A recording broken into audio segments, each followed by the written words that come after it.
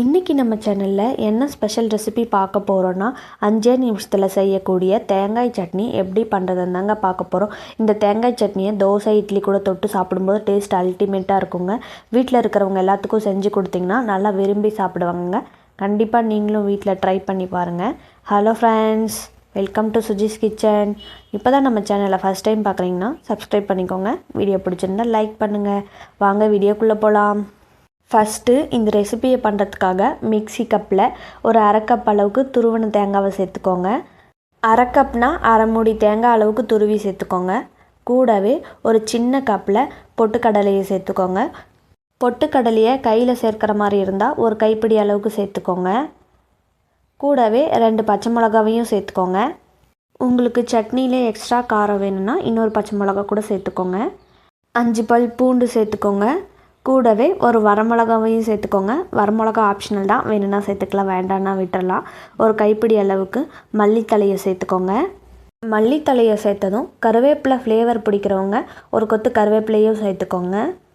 இந்த ஸ்டேஜில் அரை டேபிள் ஸ்பூன் அளவுக்கு உப்பு சேர்த்துக்கலாங்க.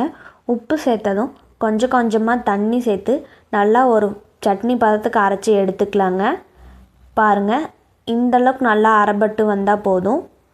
இதுதான் கரெக்டான கன்சிஸ்டன்சி. இப்போ நம்ம இதை வேறு பாத்திரத்துக்கு மாற்றிக்கலாங்க.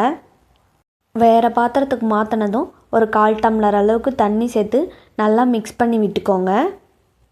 பாருங்கள், இந்தளவுக்கு நல்லா மிக்ஸ் பண்ணி விட்டதும் இப்போ நம்ம தாளிப்பு போட்டுக்கலாம்.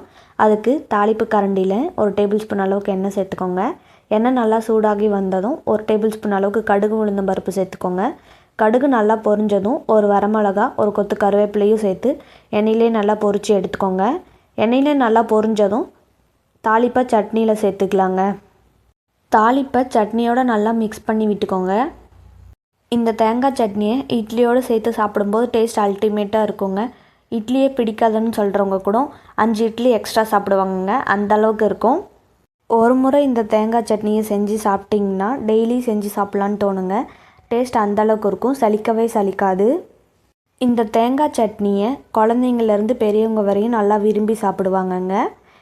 கண்டிப்பாக நீங்களும் உங்கள் வீட்டில் இந்த தேங்காய் சட்னியை இதே மாதிரி ஸ்டைலில் ஒரு முறை ட்ரை பண்ணி பாருங்கள்.